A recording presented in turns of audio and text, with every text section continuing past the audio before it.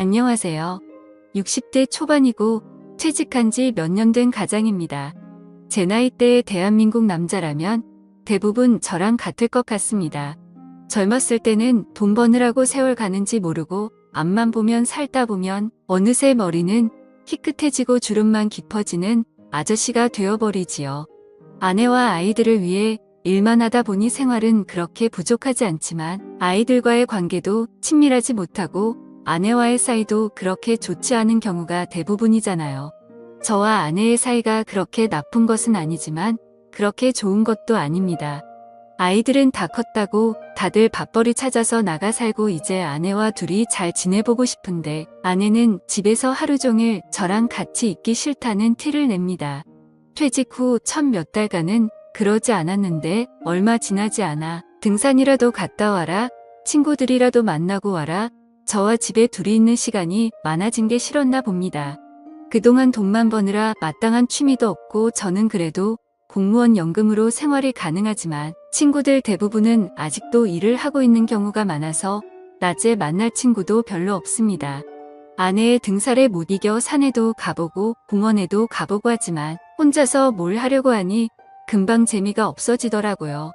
아내에게 같이 등산이라도 다니자고 했지만 아내는 집에서도 같이 있는데 나가서라도 따로 있고 싶다며 제가 등산을 가지 않고 집에 있는 날에는 아내는 어떻게 해서든 약속을 만들어서 집을 나갔습니다.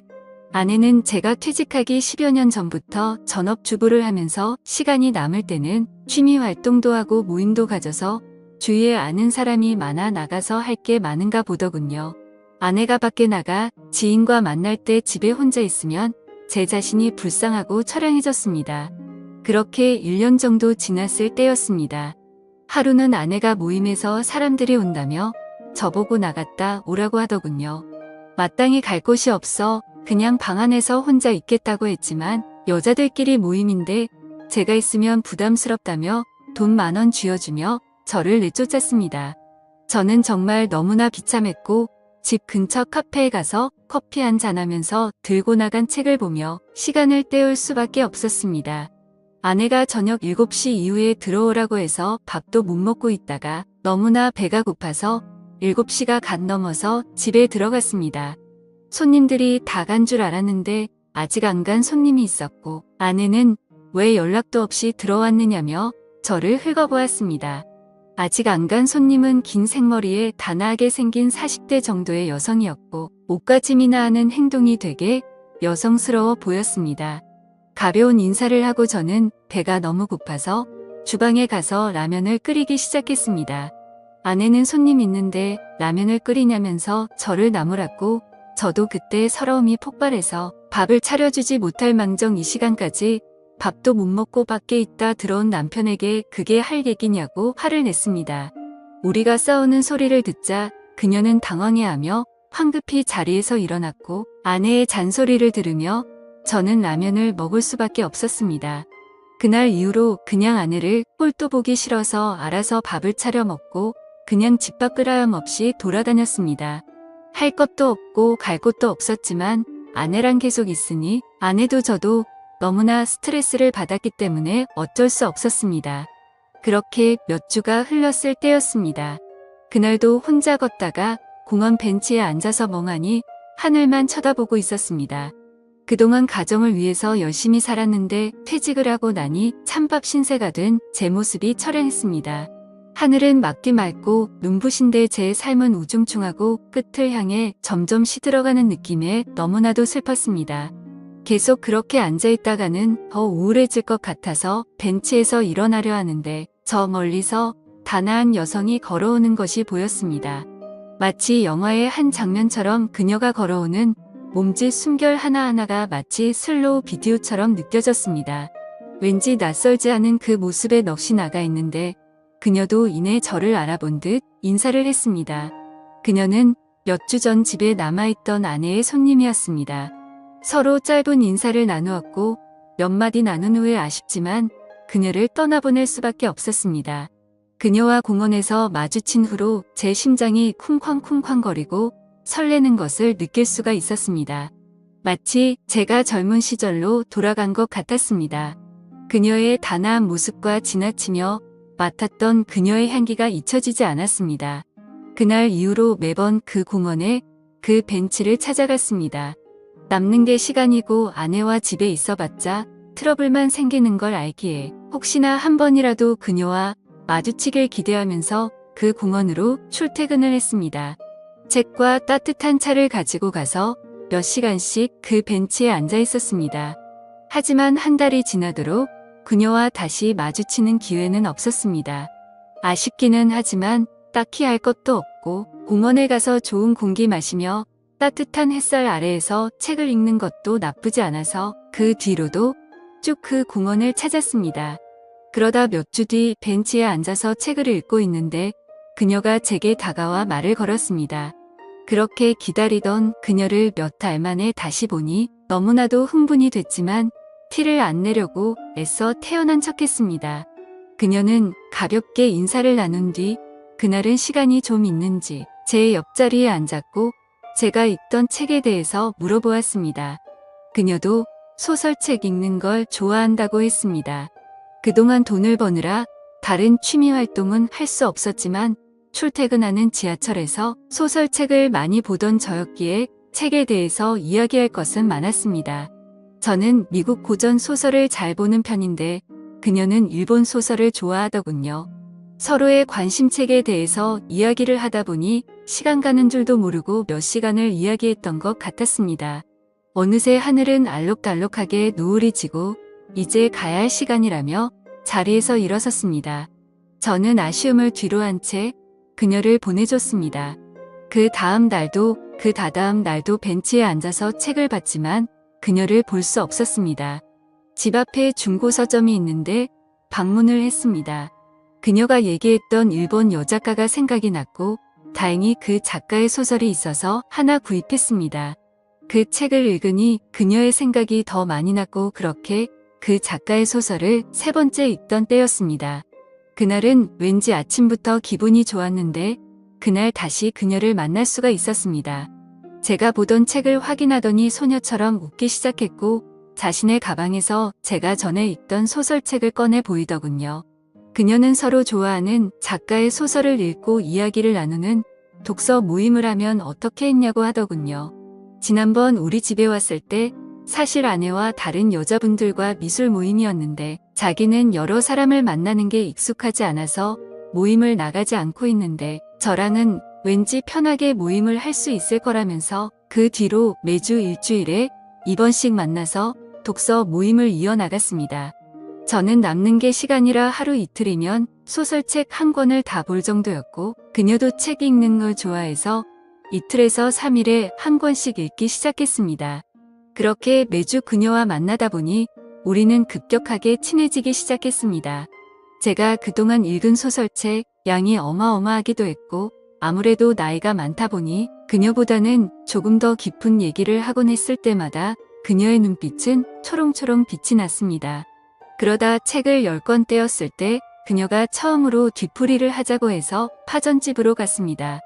문학 얘기는 막걸리의 파전과 함께하는 거라며 자기가 대학교 독서 동아리 때는 항상 그랬다고 했습니다. 막걸리를 한 잔 한 잔 할 때마다 그녀는 평소와는 다르게 말이 많아졌습니다. 예전 대학교 때 동아리를 하면서 너무나도 즐거웠던 추억이 요즘 저와 독서 모임을 하면서 다시 느끼고 있다며 좋아했습니다. 그러면서 자기는 지적인 남자가 좋아서 대학교 때도 책을 많이 보는 동아리 선배를 짝사랑한 적이 있었다며 제가 자신과는 다른 견해의 이야기를 할 때는 너무나 똑똑해 보인다고 하더군요. 저 좋으라고 하는 소리였겠지만 은근히 기분 좋고 설레기도 했습니다. 조금 더 취하자 자신의 가정 이야기도 했습니다. 자신은 이혼녀이고 이혼한 지는 5년 정도 됐다고 합니다. 전 남편은 집이 많이 부유했었고 남편과 시댁도 아무런 문제가 없었지만 아이를 낳지 못하는 걸로 갈등이 있었다고 합니다. 기어코 전 남편은 다른 여자와 바람이 나서 아이를 데리고 왔고 이혼의 대가로 그녀가 지낼 만한 집에 전세금과 생활비 정도의 의자료를 받고 이혼을 했다고 했습니다. 전 남편은 돈 버는 거에만 관심이 많아서 소설 책을 읽는 거는 시간 낭비라며 자신을 무시하고는 했는데 요즘은 저랑 이렇게 소설을 읽으니 좋다더군요. 그래도 전 남편과 이혼에 대해서 얘기를 하면서 기분이 좋아지지 않았는지 그녀는 막걸리를 원샷하기 시작했고 그러더니 갑자기 테이블에 머리를 박고 자기 시작했습니다. 저는 10여 분간 그녀를 흔들어 깨웠지만 그녀는 이미 만취 상태였고 어쩔 수 없이 그녀의 지갑에서 신분증을 발견하고 그녀의 집으로 그녀를 데려다 주었습니다. 집 근처에 오니 다행히 정신이 조금은 드는지 비밀번호를 알려주었고 그녀의 집 문을 열고 들어가 침대에 그녀를 눕혔습니다. 40대의 젊은 이혼녀가 사는 집에 들어오니 흥분이 되는 느낌이 들었습니다. 여자 혼자 살아서 그런지 집도 깔끔하고 좋은 냄새가 났습니다. 저도 취기가 조금 돌고 있고 그녀도 취해서 얼굴이 붉어져 있어서 더 예뻐 보였기 때문에 고백하고 싶은 마음이 굴뚝 같았지만 그렇게 되면 요즘 삶의 활력소인 그녀와의 독서 모임이 끝날 것 같아서 두려웠습니다. 저는 그녀에게 이불을 덮어주고 집을 나올 수밖에 없었습니다. 다음 독서 모임에 나온 그녀는 그날은 정말 미안하다며 작은 선물도 사왔습니다.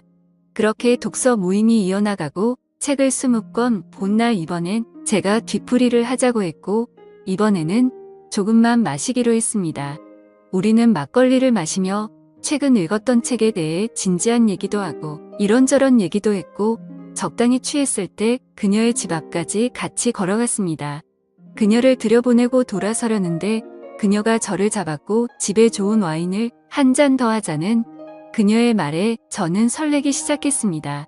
그녀는 오랜만에 분위기를 내자며 LP판을 틀었고 우리는 재즈를 들으며 와인을 마시기 시작했습니다.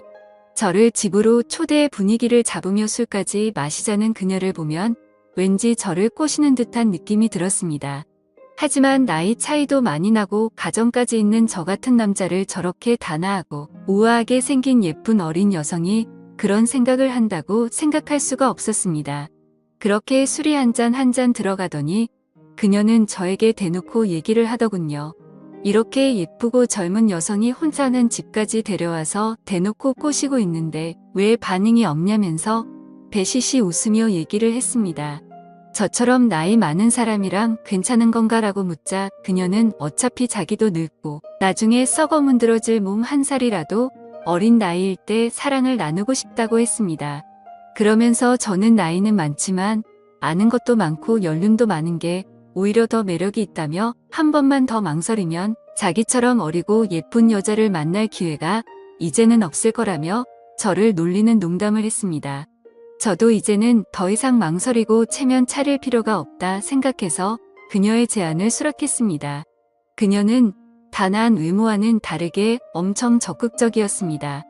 솔직히 나이가 들어서 심장이 두근거릴 거라고는 생각조차 못했는데 그날 이후로 정말 엄청나게 심장이 두근거리더라고요. 사실 젊은 사람들에 비해서 체력이 많이 부족해진 탓에 그녀가 실망할까봐 걱정도 했지만 그녀는 오히려 저를 위로해줬습니다. 그런 그녀를 바라보고 있으면 너무나도 사랑스럽습니다. 젊은 그녀와 연애를 하다 보니 매일매일이 즐겁고 활기찹니다.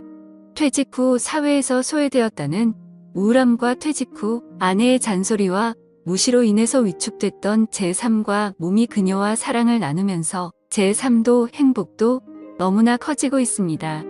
제 또래 위축된 많은 대한민국의 퇴직남들이 저처럼 좋은 기회에 다시 사랑을 하며 행복한 생활을 할 수 있는 제2의 인생이 꼭 있기를 바라겠습니다. 지금까지 제 사연을 들어주셔서 감사드립니다. 구독과 좋아요 부탁드려요. 감사합니다.